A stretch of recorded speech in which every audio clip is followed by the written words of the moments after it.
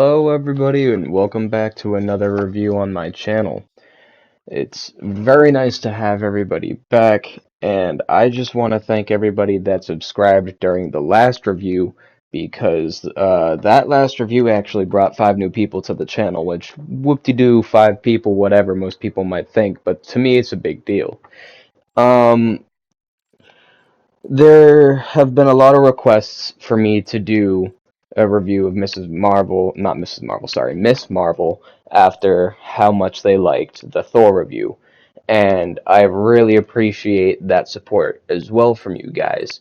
So if you guys want me to review other stuff, let me know.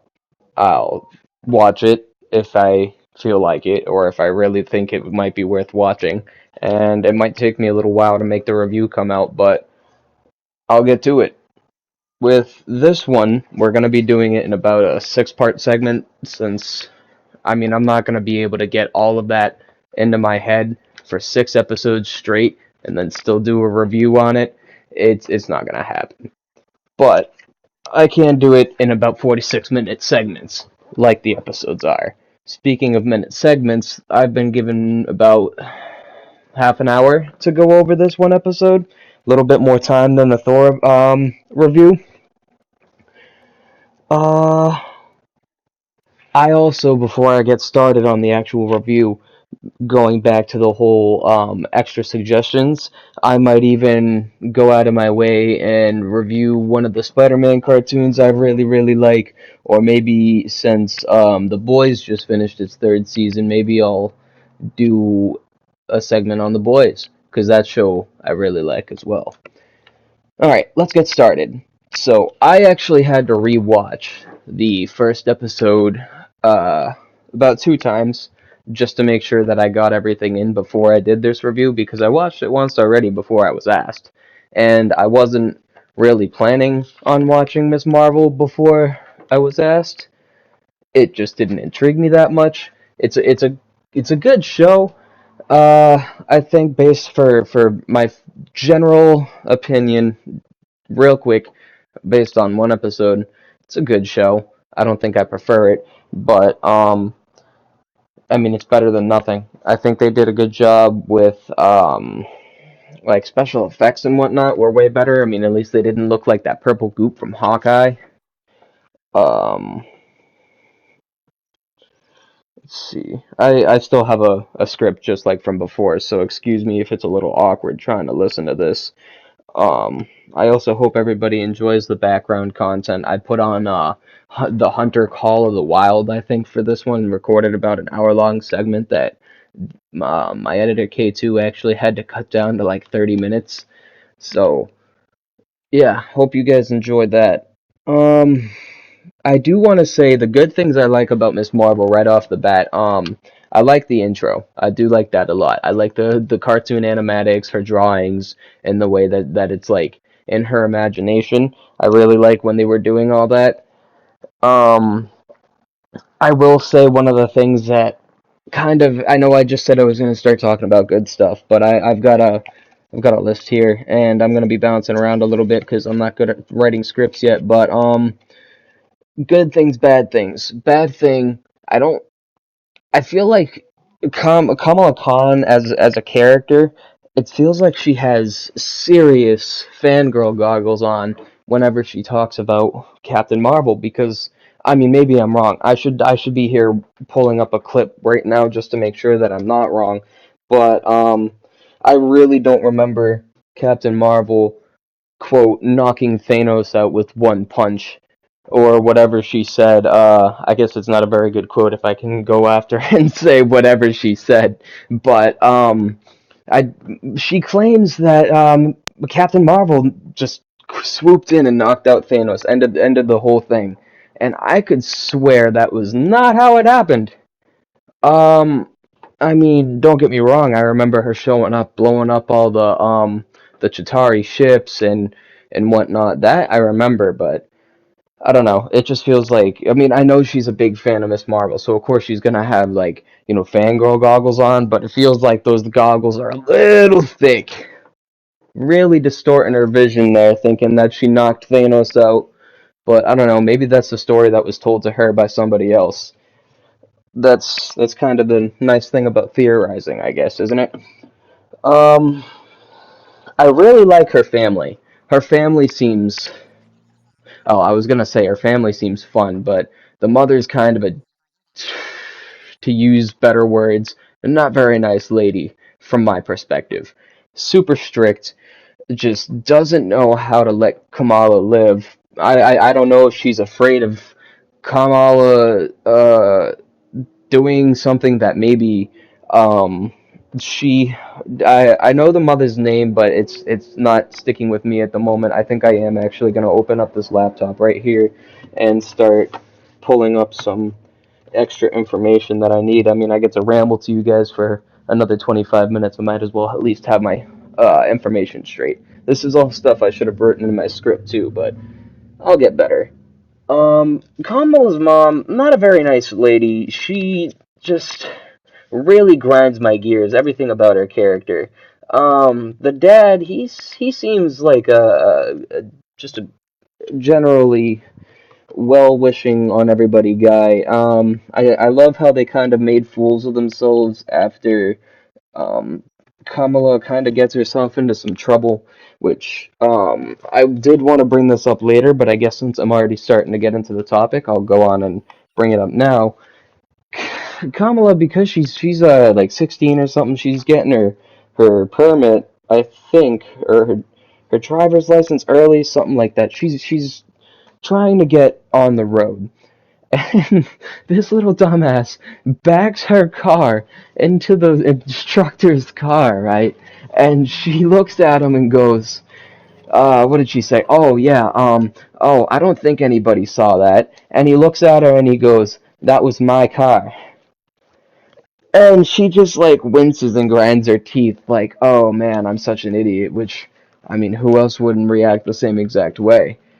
But her parents show up on scene and they're doing the usual parents thing, like, oh, my daughter would never, which is reasonable of loving parents. They would never expect their kid to do wrong, especially if they have a kid that doesn't get into much trouble. um let's see, let me pull this up real quick so I can get their names. The mother and the father. What does 11? Shit. I forgot that they updated that again. I'm so far behind on computers. I used to be like so in the know. The thing is, I myself sound so old. Literally only 22. Kamala Khan's parents.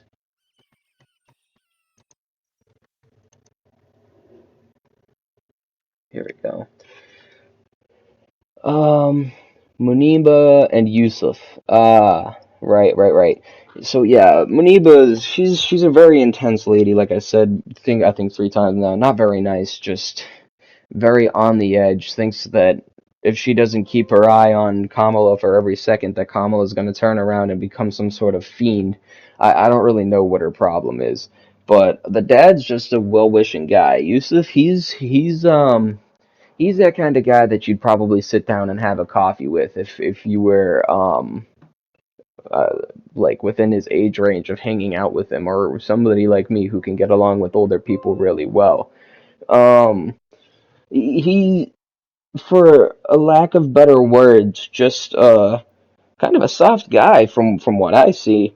All he wants is to make sure that his wife doesn't get pissed at him and that his daughter's happy, which is probably the best trait about him. He just wants Kamala to be happy, but then we have this incident where he even comes down on Kamala in the end for um simply not wanting to go to a Comic-Con with them because she wanted to go with her friend. We'll get into that a little bit too.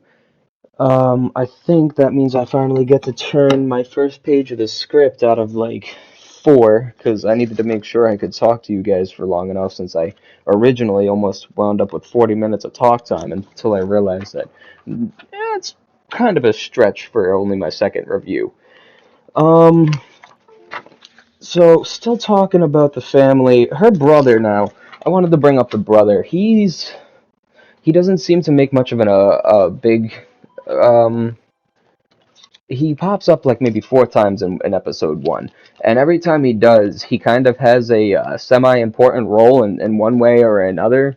Like for example, after being told that she can't go to her Comic Con before her parents tried to go with her, he comes in, comforts her, and helps her come up with a way to convince the. I'm pretty sure is what he did. He helps her come up with a way to help convince the parents to let her go, or at least to just make her feel better about the fact that they wouldn't let her go.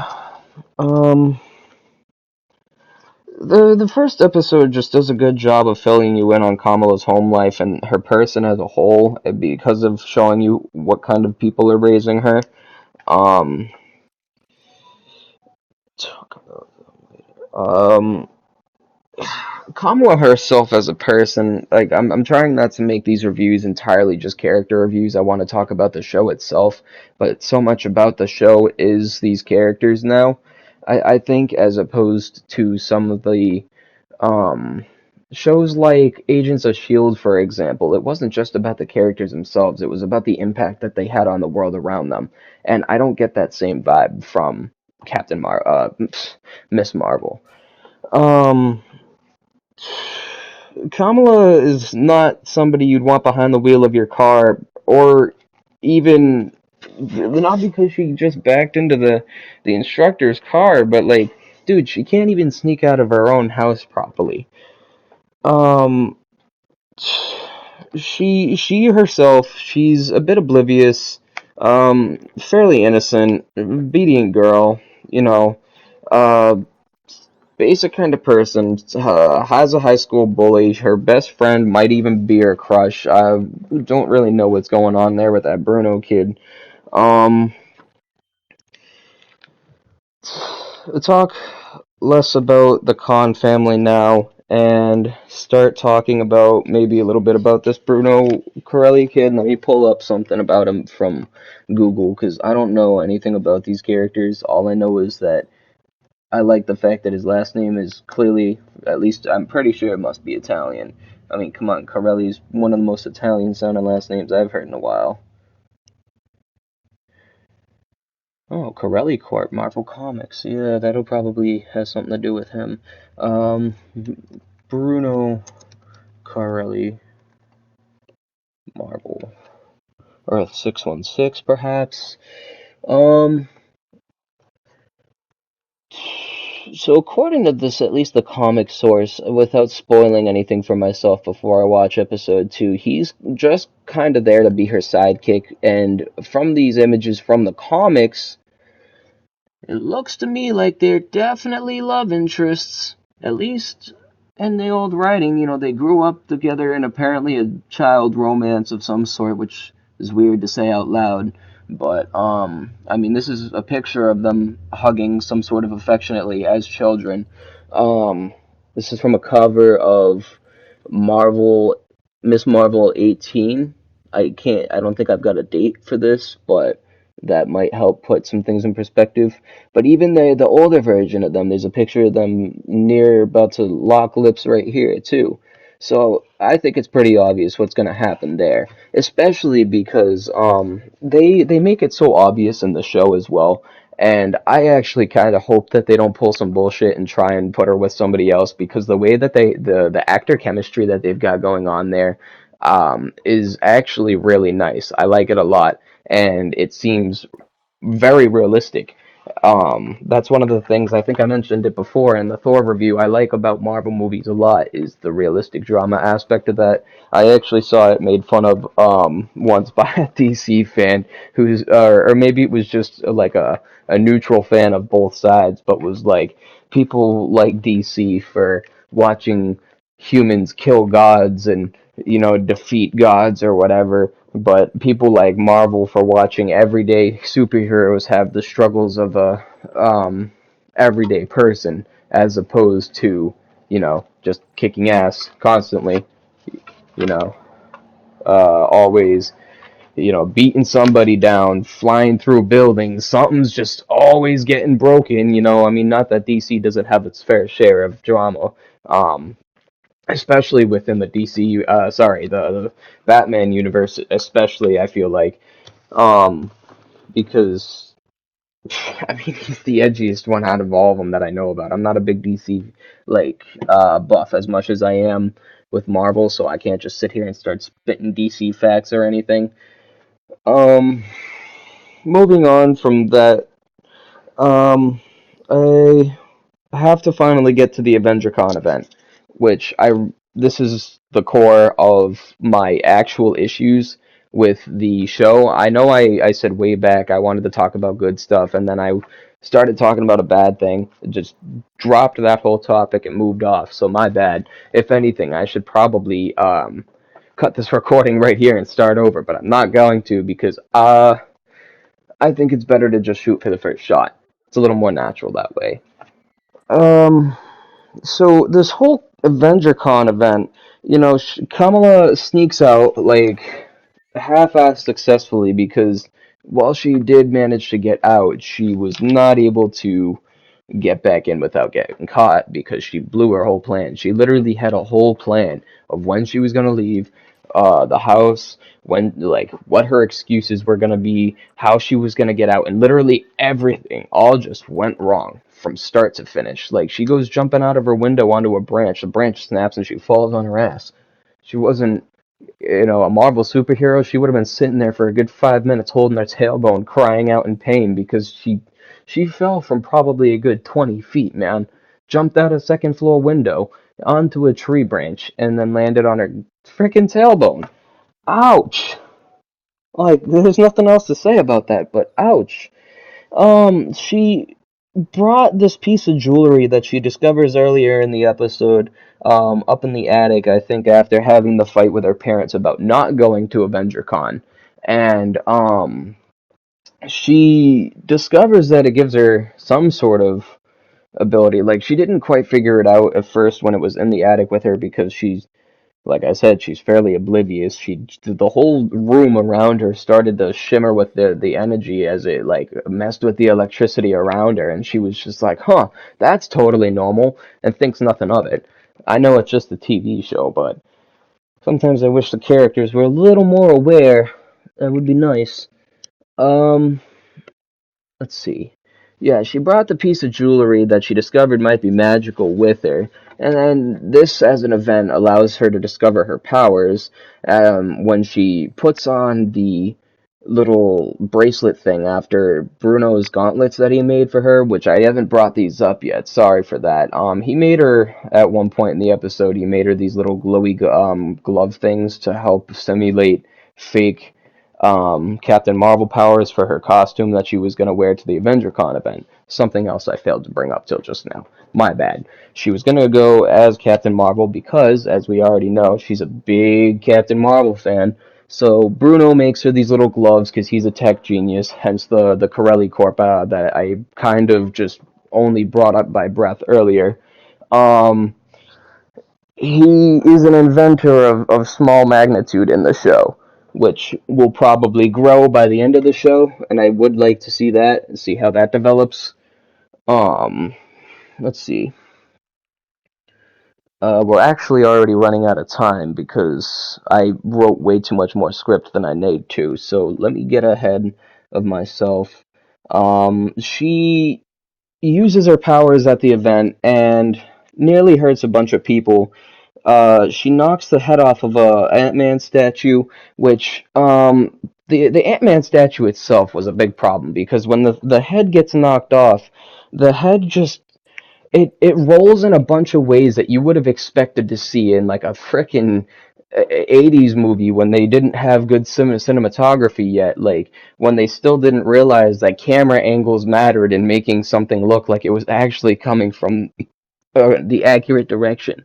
Like they made this thing look like it was going around that school hall like a pinball, like it was just bouncing off of everything somehow. Even, like every time they changed the scene, it was rolling in a different direction from where it actually was supposed to be. It was completely ridiculous, terrible.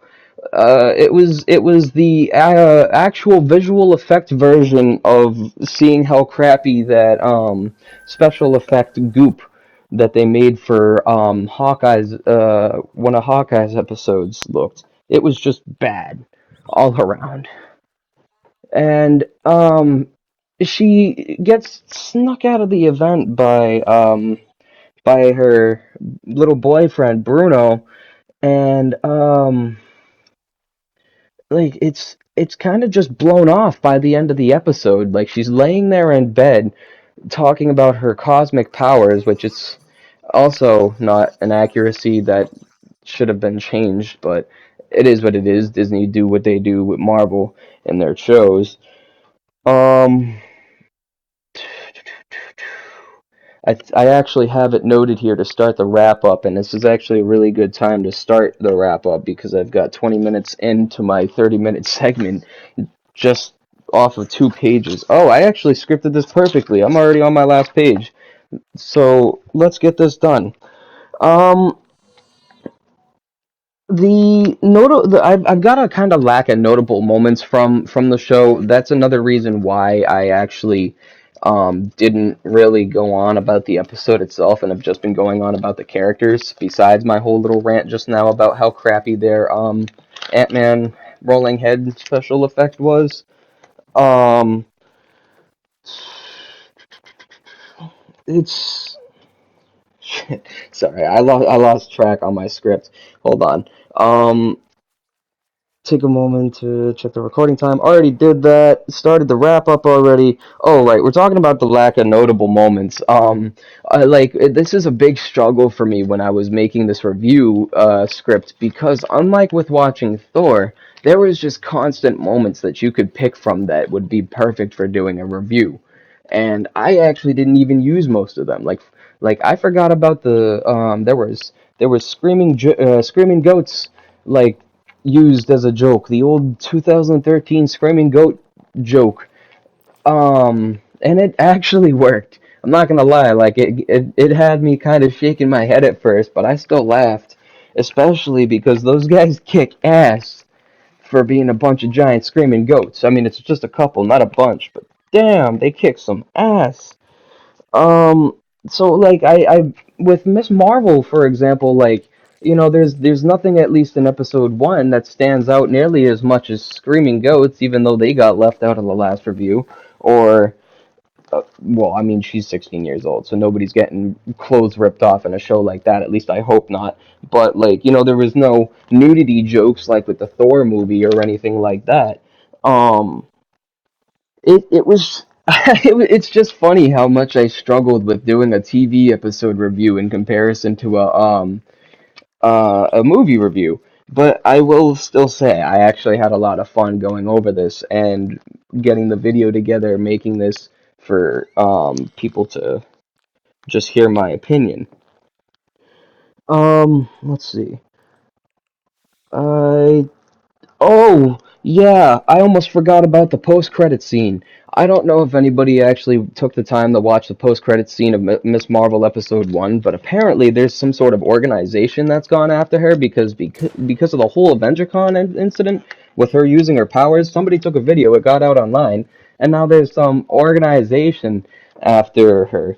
Like, I mean, that definitely caught my interest a lot more than anything. When I watched it the second time, I actually hadn't watched the post-credit scene the first time around, so it was a surprise for me, and it actually really hooked my interest again for episode 2. So I was like, "Oh, well, actually now I can't wait to do the review watch of episode 2 because now I get to figure out who these guys are." Which, from what I've heard, they're the damage control organization from, let's see, I think they made an appearance in Age of Ultron, actually. I think is when they made their first appearance. Um, I could be wrong, but I think it was that because it was shortly after the first attack of the Chitauri when Loki showed up before that. If I have my chronology chronology come on, the chronologic order correct. Um, I don't know though. This is something else I should pull up, but I don't really have time for that. because we're winding down to probably the last 5 minutes of this segment. With that in mind, I want to take a moment to do an honorable mention of the soundtrack for episode one. I thought it was nice getting to listen to just even a few seconds of Blinding Lights as we watched the Marvel credits, not Marvel credits, Marvel intro scene roll through. Um, it's just nice hearing funny music like that with the starts of these new shows. It's just a relevancy thing, so I mean, because I know we all like the song, but it's kind of an old song at this point. Um, let's see. I already mentioned this once now, but if you guys are interested in hearing me do any more reviews on other shows besides Miss Marvel, I would love to go over The Boys if anybody's interested in hearing my opinion on that, or any of the various Spider-Man shows that are on Disney Plus, um, or even if it's not on Disney Plus. I'm open to ideas. For the last 4 minutes of this time, I guess I get to tell you guys what's been going on with me and why for before the reviews and everything started up again, my channel was just dead. I just made a move. I am finally I would say well established. We've got a good amount of our furniture. It actually feels solid now. Everything's pretty much like we still got a few things to pick up here and there around our house, but otherwise, Panic and I are doing really well. Excuse me, how horrible. Um, we're doing really well as far as things go. I mean, I'm looking for better work and trying to make sure that I can keep supporting the house so that way we don't find ourselves in a position where we're not doing so well anymore. And I mean, all I can keep hoping for is the absolute best. Um, and I can say the same thing about that with my house and with the channel too. I can only hope that you guys continue to keep supporting me and that maybe one day this channel can grow and I won't have to work. Um, as much at least. I think I'll still want to work and not just make YouTube videos all day. But if I can make money off of doing YouTube, that would be definitely nice to have a second income. And that won't be till a long time in the future. Even if I do have you guys' support all the way through, I know that's going to take a long time, but that's a goal that I'm willing to work towards. Um, I'm really just running out of things to say at this point, and there's still another few minutes left. I think I'm honestly just gonna shut up for a few minutes, put on some music in the background of the end of the video, and let you guys enjoy. If you decide to click off here, I don't blame you. It's nice having you around till the end. Thanks, and I'll see you next time for episode 2.